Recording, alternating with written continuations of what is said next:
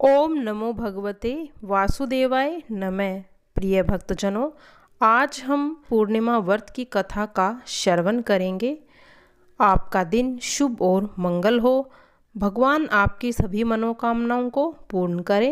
पूर्णिमा को हिंदू धर्म का सबसे पवित्र महीना माना जाता है। यूँ तो प्रत्येक पूर्णिमा हर शुक्ल पक्ष के 15वें दिन आती है, लेकिन जो उसकी पूर्णिमा है उसका अपना अलग महत्व है। इस दिन हिंदू धर्म में गंगा स्नान करने की परंपरा है और गंगा स्नान करने के पश्चात सूर्य देव को अर्घ्य अवश्य देना चाहिए। माना जाता है कि ऐसा करने से मनुष्य को अपने किए गए पापों से मुक्ति प्राप्त हो जाती है। कार्तिक महीने के दिन स्नान आदि करके गरीबों को कुछ न कुछ तो दान अवश्य देना चाहिए। ऐसा करने से उसका 1000 गुना फल प्राप्त होता है। इस दिन भगवान विष्णु और माँ लक्ष्मी जी की पूजा की जाती है। कई जगहों पर भगवान श्री कृष्ण की विग्रह रूप की भी पूजा होती है। आइए सुनते हैं अब कर। द्वापर युग में एक समय की बात है कि यशोदा जी ने श्री कृष्ण से कहा, हे कृष्ण, तुम सारे संसार के उत्पन्नकर्ता, पोषक तथा उसके संहार करता हो।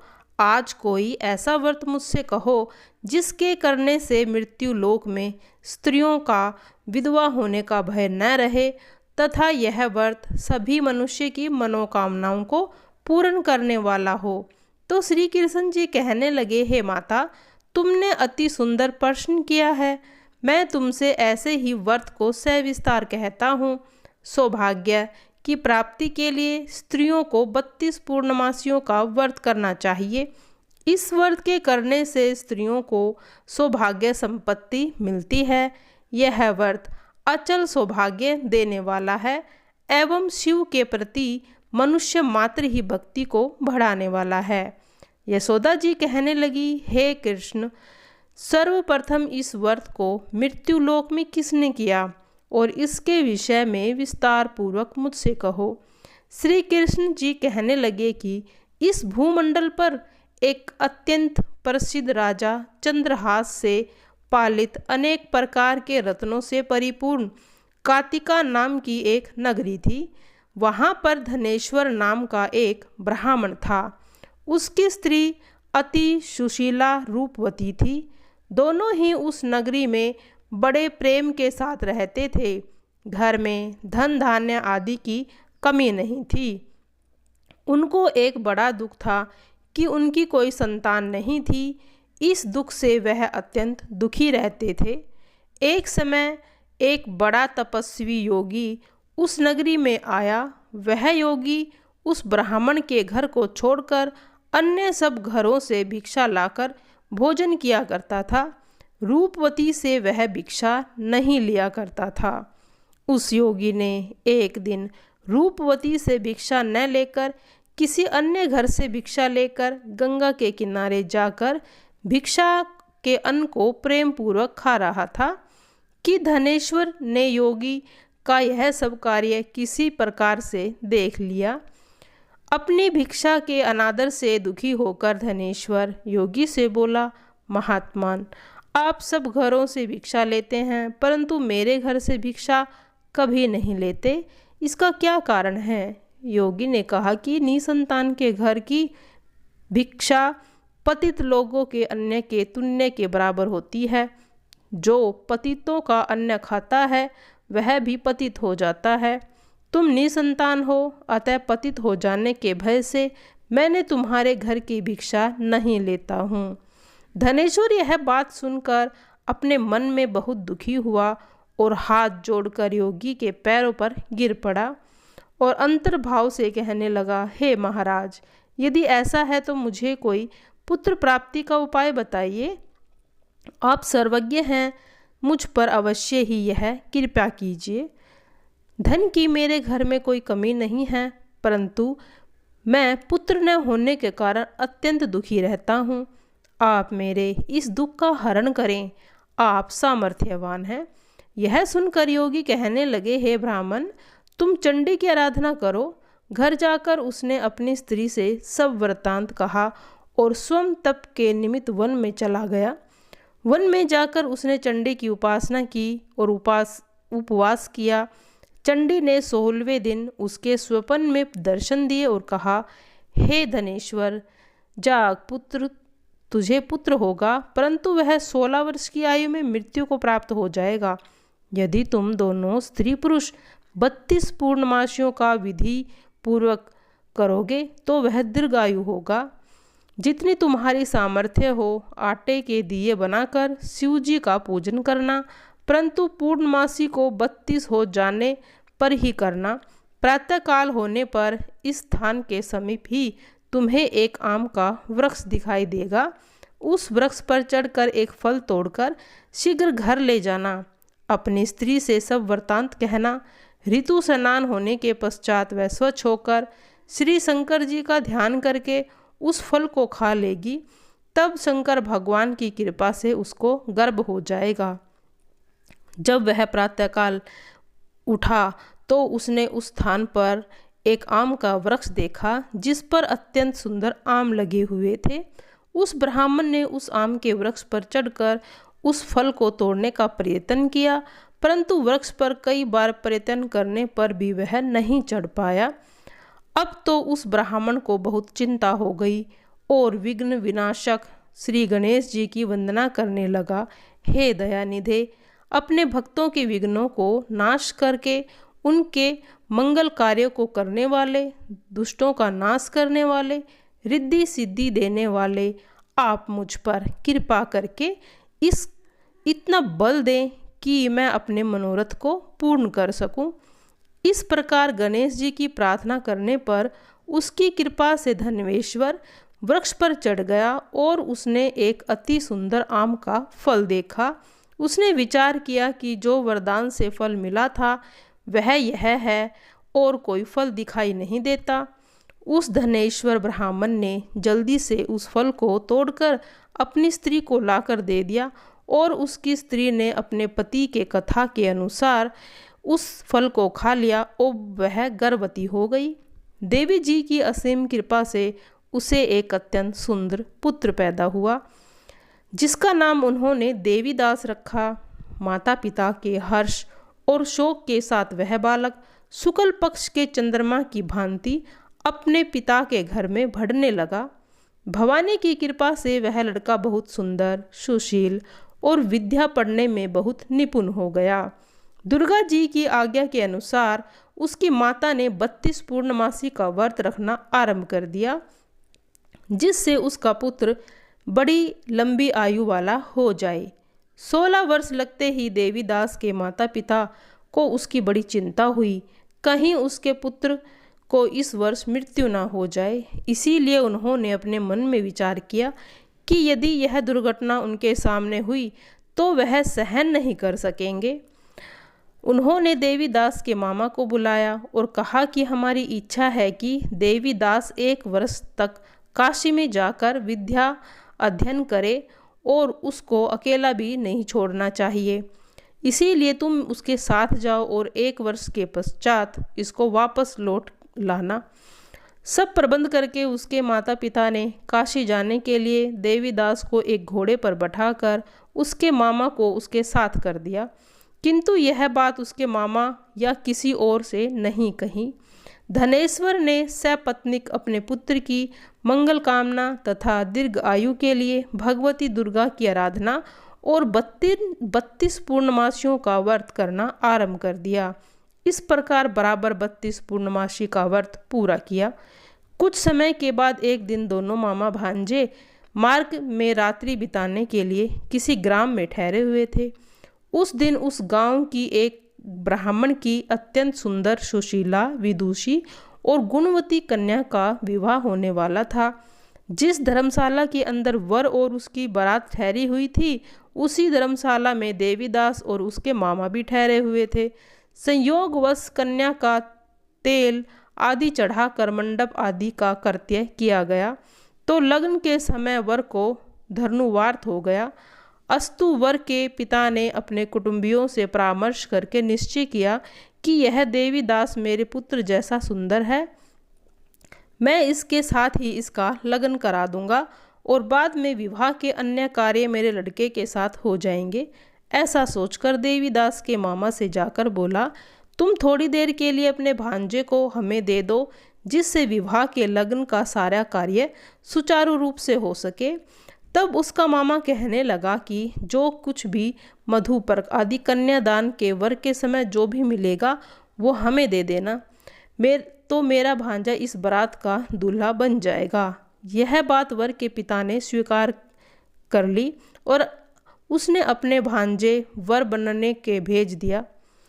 उसके साथ ही सब विवाह कार्य रात्रि में अच्छे से विधिपूर्वक संपन्न हो गया। पत्नी के साथ वह भोजन न कर सका, न अपने मन में सोचने लगा कि न जाने यह किसकी स्त्री होगी। वह एकांत में इसी सोच में गर्म निश्वास छोड़ने लगा और उसकी आंखों से आंसू आ गए। तब वधू ने पूछा, क्या बात है, आप इतने उदास और दुखी क्यों हैं?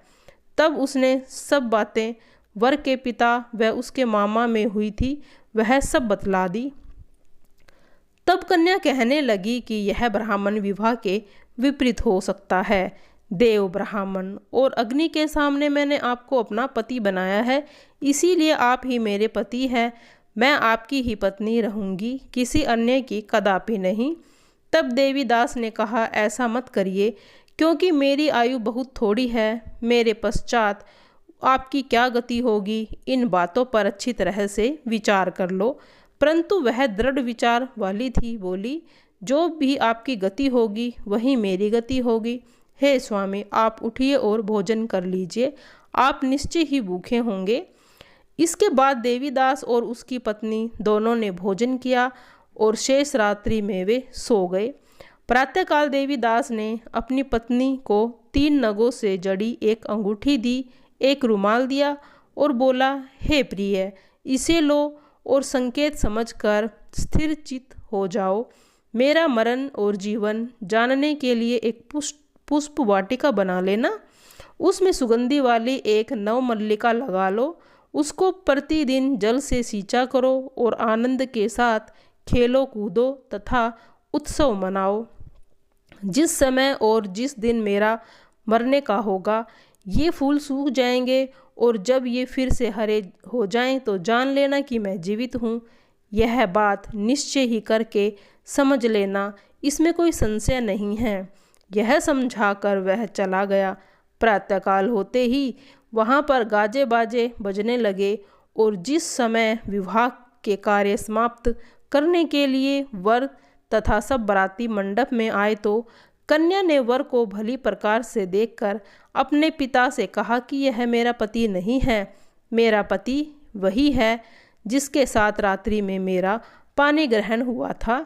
इसके साथ मेरा विवाह नहीं हुआ। यदि यह वही है तो बताइए, मैंने इसको क्या दिया? मधुपर्क कन्यादान के समय जो मैंने आभूषण दिए थे उन्हें दिखाए तथा रात में मैंने क्या गुप्त बातें की थी वह सब सुनाए। पिता के कथन के अनुसार वर को बुलवाया। कन्या ने सारी सब बातें सुनकर कहने लगा कि मैं कुछ नहीं जानता। इसके बाद लज्जित होकर अपना मुंह लेकर वह वहाँ से चला गया। भगवान श्री कृष्ण बोले, हे माता, इस प्रकार देवीदास काशी विद्या अध्ययन के लिए चला गया। जब कुछ समय बीत गया तो काल से प्रेरित होकर एक सर्प रात्रि के समय उसको डसने के लिए वहाँ पर आया। उस विषधर के प्रभाव से उसके शयन का स्थान चारों ओर से विष की ज्वाला से विषैला हो गया, परंतु वज्रराज के प्रभाव से उसको काट नहीं पाया, क्योंकि पहले ही उसकी माता ने 32 पूर्णिमा का व्रत रखा था। इसके बाद रात्रि के समय में स्वयं काल वहाँ पर आया और उसके शरीर से उसके प्राणों को निकालने का प्रयत्न करने लगा, जिससे वह भी मूर्छित होकर पृथ्वी पर गिर पड़ा। भगवान की कृपा से उसी समय पार्वती जी, शंकर जी वहाँ आए। उसको मूर्छित देखकर दशा में पार्वती जी भगवान शंकर जी से प्रार्थना करने लगी, महाराज, इस बालक की माता ने पहले ही 32 पूर्णिमा का व्रत किया है, जिसके प्रभाव से हे भगवान आप इसको प्राण दान दे। भवानी के बार बार कहने पर भक्तवत्सल भगवान शिव जी ने उसको प्राण दान दे दिए। इस व्रत के प्रभाव से काल को भी पीछे हटना पड़ा और देवीदास स्वस्थ होकर बैठ गया। उधर उसकी स्त्री उसके काल की प्रतीक्षा किया करती थी। जब उसने देखा कि उस पुष्प वाटिका में पत्र पुष्प कुछ भी नहीं रहे तो उसको अत्यंत आश्चर्य हुआ, और जब वैसे ही फिर से हरी भरी हो गई तो वह जान गई कि वह जीवित हो गया। यह देखकर वह प्रसन्न मन से अपने पिता से कहने लगी, पिताजी, मेरे पति जीवित हैं, आप उनको ढूंढिए। जब वह 16 वर्ष बीत गया तो देवीदास भी अपने मामा के साथ काशी से चल दिया। इधर उसके ससुर उसको ढूंढने के लिए अपने घर जाने वाले ही थे। वहाँ दोनों मामा भांजे वहाँ पर आ गए। उसको आया देखकर उसका ससुर बड़ी प्रसन्नता के साथ अपने घर ले आया। उस समय नगर में निवासी भी इकट्ठा हो गए। सबने निश्चय किया कि अवश्य ही इस बालक के साथ इनकी कन्या का विवाह हुआ था। उस बालक को जब कन्या ने देखा तो पहचान लिया और कहा, यह तो वही है जो संकेत करके गया था। सभी कहने लगे, भला हुआ यह आ गया। यह सब नगरवासियों ने आनंद मनाया। कुछ दिनों बाद देवीदास अपनी पत्नी और मामा के साथ अपने ससुर के घर से बहुत सा उपहार लेकर अपने घर के लिए प्रस्थान किया। जब वह अपने घर के निकट आए तो कई लोगों ने उसको देखकर उसके माता पिता को पहले ही जाकर खबर दे दी कि तुम्हारा पुत्र देवीदास अपनी पत्नी और मामा के साथ आ रहे हैं। ऐसा विचार सुनकर उनको पहले विश्वास नहीं हुआ। जब लोगों ने आकर उनकी बात का समर्थन किया तो उनको आश्चर्य हुआ, लेकिन थोड़ी देर में देवीदास ने आकर अपने माता पिता को चरणों में अपना सिर रखकर प्रणाम किया और उसकी पत्नी ने सास ससुर के चरणों को स्पर्श करके आशीर्वाद लिया। माता पिता ने अपने पुत्र और पुत्रवधू को हृदय से लगा लिया और दोनों की आंखों से प्रेम के अश्रु बह रहे थे। अपने पुत्र और पुत्रवधू की आने की खुशी में धनवेश्वर ने बड़ा भारी उत्सव किया। ब्राह्मणों को बहुत दान दक्षिणा दिया। श्री कृष्ण जी कहने लगे, इस प्रकार धनेश्वर 32 पूर्णमासियों का व्रत करने के प्रभाव से पुत्रवान हो गया। जो भी स्त्री इस व्रत को करती है वे जन्म जन्मांतर तक सुहागन बनी रहती है, सौभाग्यवती रहती है। यह मेरा वचन है, इसमें कोई संदेह नहीं है। और 32 पूर्णिमाओं का व्रत करने से सभी की इच्छाएं पूरी हो जाती हैं। तो बोलिए, जय शंकर भोले बाबा, तेरी सदा ही जय। अब पूर्णिमा व्रत की एक कहानी और है। एक कथा के अनुसार एक साहूकार के 2 पुत्रियां थीं। दोनों पुत्रियां पूर्णिमा का व्रत करती थी, लेकिन बड़ी पुत्री पूरा व्रत करती थी और छोटी पुत्री अधूरा व्रत करती थी। इसका परिणाम यह हुआ कि छोटी पुत्री की संतान पैदा होते ही मर जाती थी। उसने पंडितों से इसका कारण पूछा तो उन्होंने बताया कि तुम पूर्णिमा का अधूरा व्रत करती हो, जिसके कारण तुम्हारी संतान पैदा होते ही मर जाती है। पूर्णिमा का पूरा व्रत विधि पूर्वक करने से तुम्हारी संतान जीवित रह सकती है। उसने पंडितों की सलाह पर पूर्णिमा का पूरा व्रत विधि पूर्वक किया। इसके बाद उसे एक लड़का पैदा हुआ जो कुछ दिनों बाद फिर मर गया। उसने उस लड़के को एक पाटे पर लेटाकर ऊपर से कपड़ा ढक दिया। फिर अपनी बड़ी बहन को बुला कर लाई और बैठने के लिए ही वही पाटा दे दिया। बड़ी बहन जब उस पर बैठने लगी तो उसका घाघरा बच्चे को छू गया। बच्चा घाघरा छूते ही रोने लगा। तब बड़ी बहन ने कहा कि मुझ पर तू कलंक लगाना चाहती है, मेरे बैठने से यह मर जाता तो। तब छोटी बहन बोली, ये तो पहले ही मरा हुआ था, तेरे भाग्य से यह जीवित हो गया, तेरे पुण्य से ही यह जीवित हुआ।